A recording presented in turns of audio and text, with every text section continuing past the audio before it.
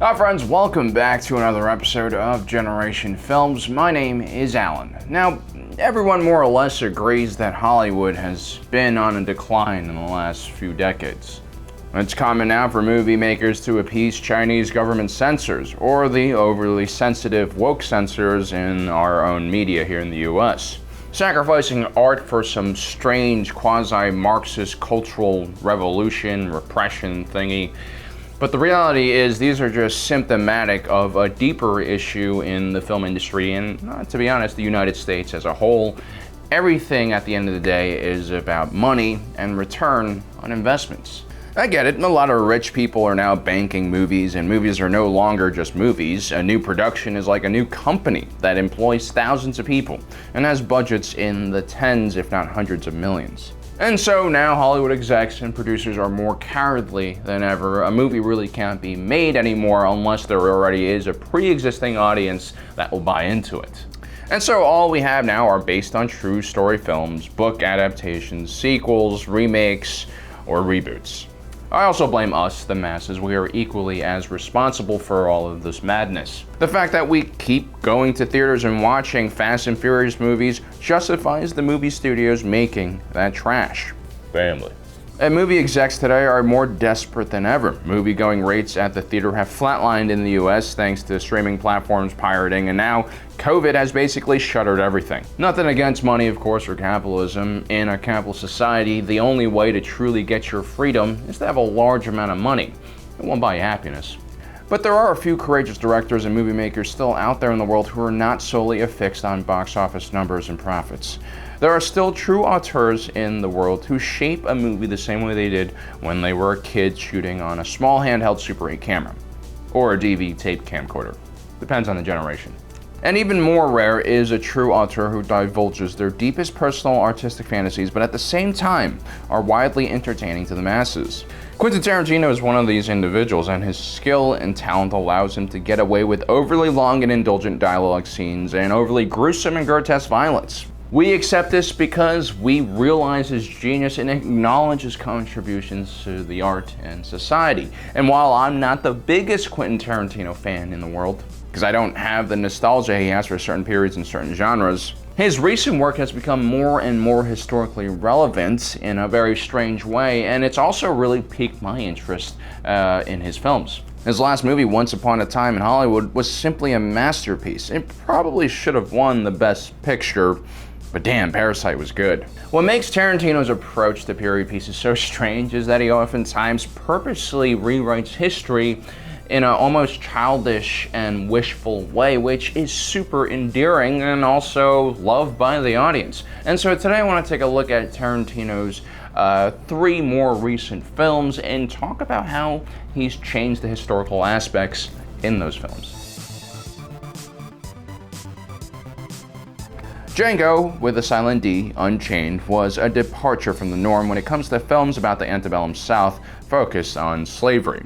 This is perhaps one of the darkest moments in US history, and movies about this time period are oftentimes carried out with restraint and not too much flair.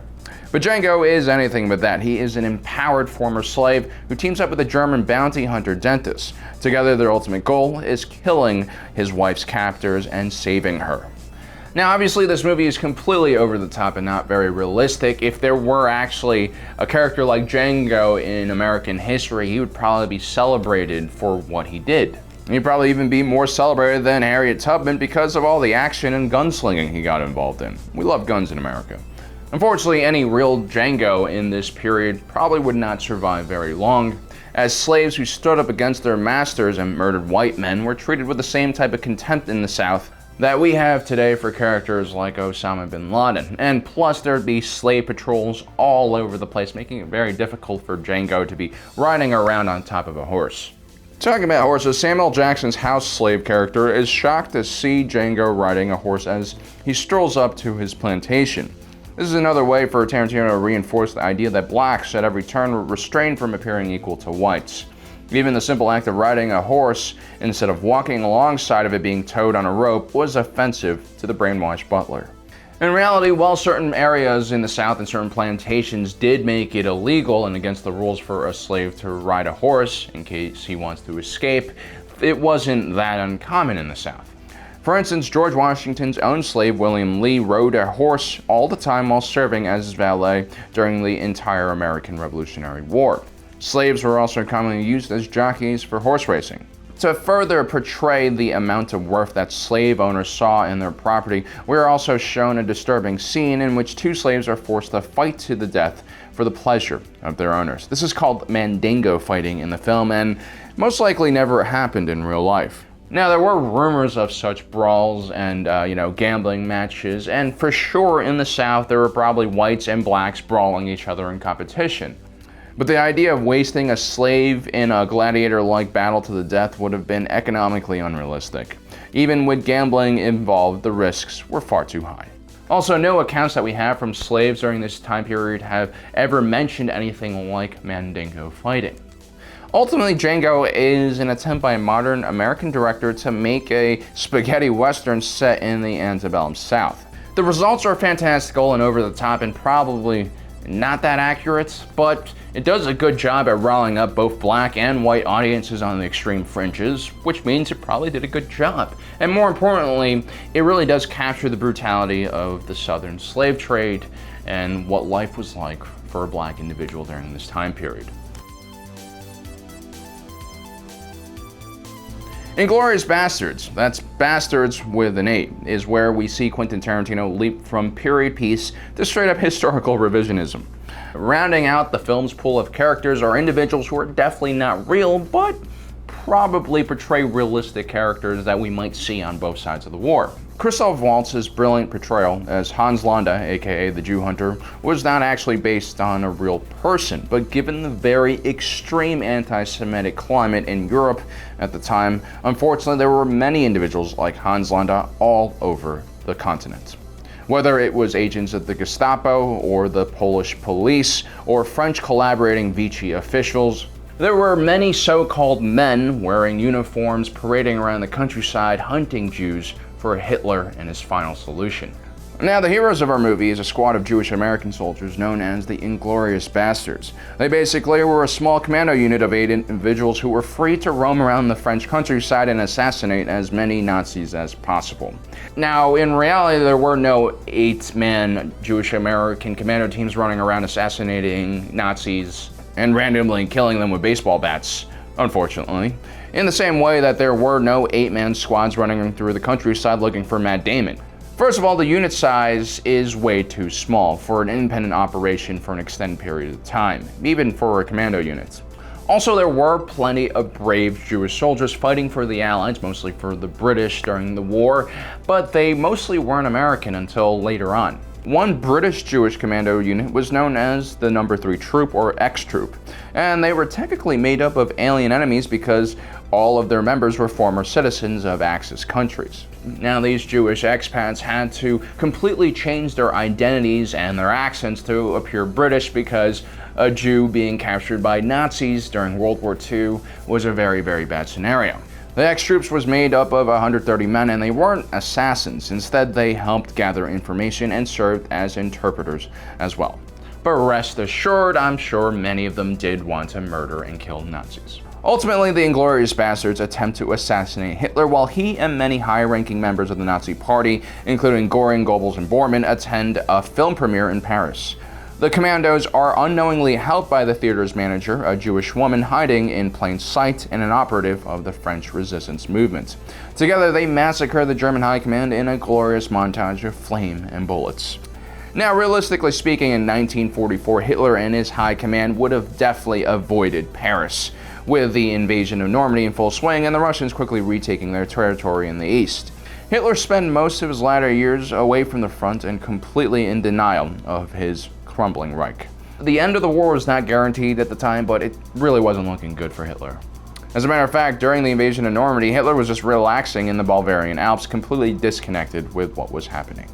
He would also eventually rob the world of a good public execution after he decided to take the coward's way out and killed himself as the Soviets were marching on Berlin. As unrealistic as this movie might be, the scenes of pure destruction and violence that were visited on Nazi scum really satisfy the audience and me deeply.